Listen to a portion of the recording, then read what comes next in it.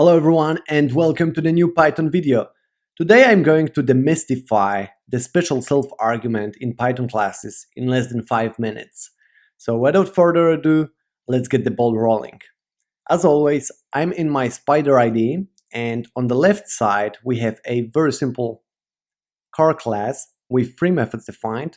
So starting from top, we have this init constructor method, and its code is run automatically by Python every time we create an instance using our class.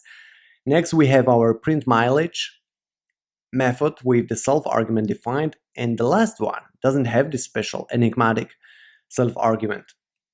But what is this self argument?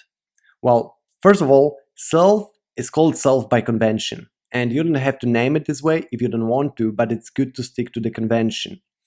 And self, simply speaking, refers to the instance being processed by the class. In other words, it's an implied instance passed in as a first argument to the method in your class. Okay, to illustrate this better, let's create an instance using our class.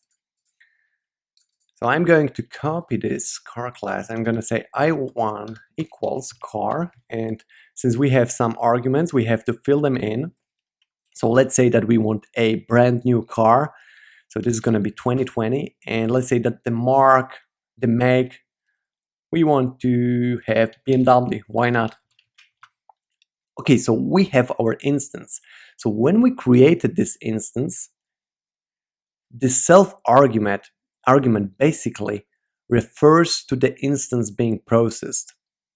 So let's take this method now and let's try to call this on our object, on our instance. You can see that it works perfectly fine. 0 miles on it, we have a brand new car. Fantastic. But what really happens when we call this method, the method is invoked like this. So we have our car class, we have our method, print mileage, and to this method, we pass in, we don't do it, it is done implicitly. Python does it. But the instance that we create is passed to this method. And this is thanks to this self argument. Because as I said, self references the instance being processed. So when we pass in our instance, that's what really happens. When we call this previous version, we get the same result. So that's what really happens, and this self basically refers to the instance that we create based on our class. And to see this better, let's take the last method that we have here, and let's try to, instead of print mileage, let's refuel our car.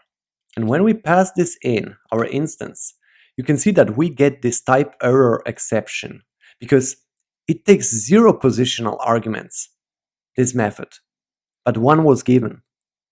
So even if you call it like this, let me show you, I1 refuel, it says that 1 argument was given. And that's exactly what is meant when we say that self is the implied instance passed in to a first argument in the method. And one more thing to mention, self always takes the first place in the argument definition. So it takes the first leftmost place. All right, so one more thing I want to mention in addition to that basically when we do these assignments to self inside our methods in the classes, they create or change the data only on the instance, in the instance namespace. And that's really all there is to it. Self is really that simple. So if you've liked this video, please do not forget to smash the subscribe button. Thank you for watching and take care. Bye bye.